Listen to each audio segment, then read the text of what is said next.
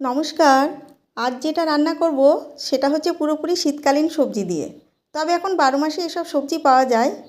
তো তার মধ্যে নিয়েছি আমি আলু, মিষ্টি আলু, গাজর, ক্যাপসিকাম, ফুলকপি, টমেটো, আর এদিকে নিয়ে নিয়েছি টোফু, আর সামান্য এই দুটো শুকনো লঙ্কা, তেজপাতা, হিং, গোটা জিরে, হলুদ গুঁড়ো, লবণ।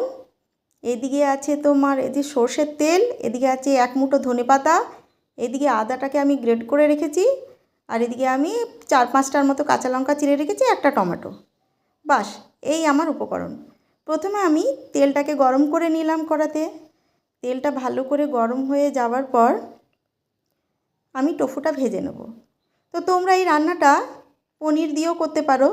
যেহেতু আমার বাড়িতে টোফুটা অ্যাভেলেবেল ছিল, তাই জন্য আমি টোফুটা দিয়ে করলাম। তবে পনির দিয়ে করলে টেস্টটা আরেকটু ভালো হয়। আর টোফুটা হচ্ছে একটু শক্ত, তাই এটা ভেঙে যাওয়ার ভয় থাকে না। অনেকের আবার পনিরটা খাওয়া বারণও থাকে। তো এবার আমি সামান্য লবণ দিয়ে আমি এই টোফুটাকে ভেজে নিচ্ছি। হালকাভাবে ভাজবে, বেশি কড়া করে ভাজো না। দেখো টোফুটা প্রায় ভাজা হয়ে এসছে। এবার আমি এটাকে একটা পাত্রে তুলে রেখে দেব।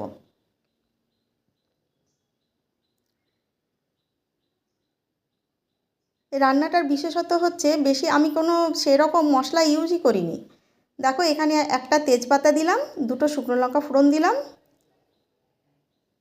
এবার আমি গোটা জিরে দিয়ে দিলাম,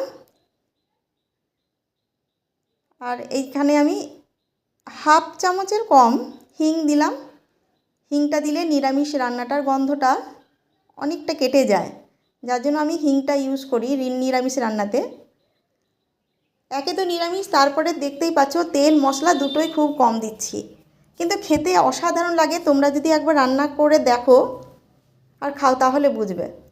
এবার আমি ওই তেলের মধ্যেই দিয়ে দিলাম আমি ছোট ছোট টুকরো করে রাখা আলু। তার মধ্যে দিয়ে দিলাম আমি মিষ্টি আলুও দিয়ে দেবো। মানে একে একে সমস্ত সবজিগুলোই আমি তার মধ্যে দিয়ে দেবো।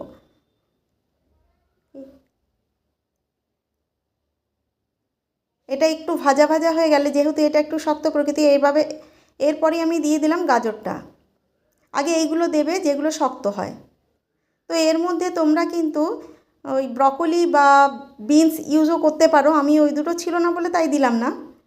এবার একটুখানি এটা একটু ভাপ হয়ে যাক, তাহলে নরম হবে আমার সবজিটা। এরপরে দেখো সবজিটা একটু নরম হয়ে যাওয়ার পর আমি ফুলকপিটাকে আমি গরম জলে ধুয়ে রেখেছিলাম, সেটা আমি দিয়ে দিলাম।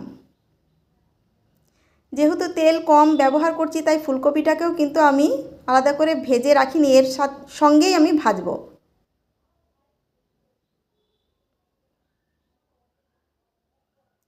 দেখো প্রায় হাফ ভাজা মতো হয়েই এসেছে।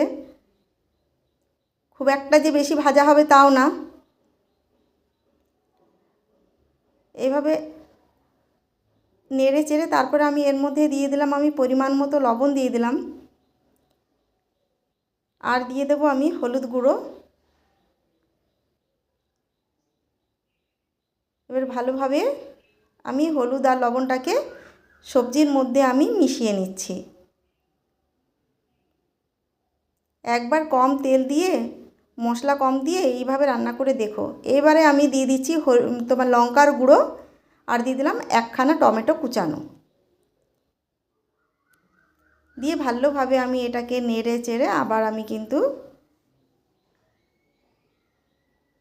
এবার আমি ক্যাপসিকামগুলো দিয়ে দিলাম। ক্যাপসিকাম যেহেতু নরম হয় তাই আমি শেষের দিকে দিয়েছি। তোমরা হলুদ বেল পেপারও ইউজ করতে পারো। আমার লাল আর সবুজটা ছিল, তাই জন্য এই দুটোই দিলাম, কারণ যেটা হাতের কাছে আছে সেটাই ব্যবহার করছি। আগের থেকে আমি তৈরি হয়েছিলাম না যে এই রান্নাটা করব। তো এর মধ্যে আমি দিয়ে দিলাম এবারে সামান্য জল, যাতে ভালো করে সেদ্ধ হয়। এবার আমি ঢাকা দিয়ে দেব, কিছুক্ষণের জন্য ঢাকা দিয়ে দিলাম। দেখো রান্নাটা প্রায় সেদ্ধ হয়ে এসছে। এবার আমি তোমার টোফু টুকরোগুলো দিয়ে দিলাম। টোফু যেহেতু একটু শক্ত হয়, তাই জন্য ভাঙার কোনো ভয় থাকে না। এবার ভালোভাবে নেড়ে চেড়ে আমি যেটা দেবো, ফ্রেশ ক্রিম দিয়ে দেবো, হাফ কাপের মতো ফ্রেশ ক্রিম। এটা দিলে টেস্টটা কিন্তু বেড়ে যায়। দেখো ভালো করে মিশিয়ে নিচ্ছি। ভালো করে মিশিয়ে নিয়ে আমি কিন্তু এটাকে একটু হালকা মতো ঢাকা দেব।